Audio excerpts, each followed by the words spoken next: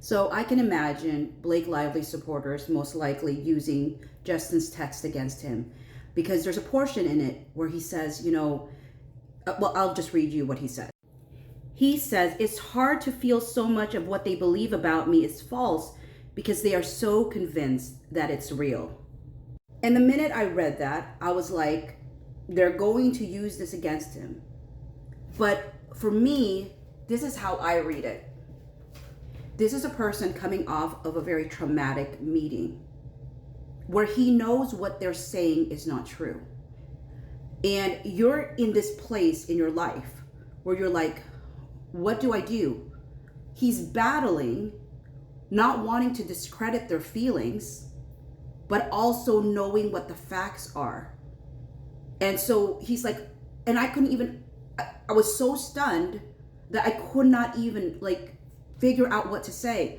So the other thing that this text messages establishes is that Justin had never, ever, ever been told what these 30-point things were until that meeting. And to this day, we don't know which stuff truly, fully, because he was like, there's certain things that they only heard for the very first time reading the CRD. So even in Blake Lively's lawsuit, she claims that they only read 20 of the 30 items. Now, mind you, some of them were demands, so maybe she wouldn't have read that, but she read 20 behaviors is what she said.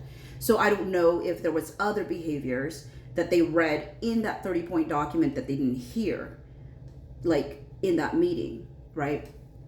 But to me, that shows a person who literally was shocked because they had never heard it before. They're like, what?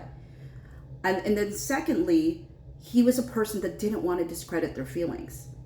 And I think this is why he gets so, he says things like, I'm sure, she believes this has got to be real kind of thing. Because he can't bring it to himself to think that she's actively lying. Because he wouldn't lie. You know what I'm saying? That's something that I would do as a person.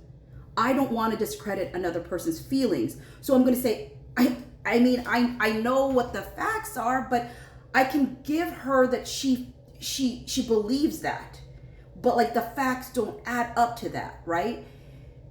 And so that's where I was until I read these text messages, and I'm like, wait a minute, she saw not these text messages specifically, but the ones from another text message release.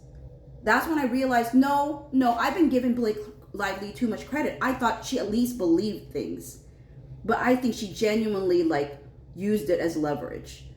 But to me, again, Justin displays that kind of feeling a person has when they don't want to believe that someone would actively lie about something. So he's like, he's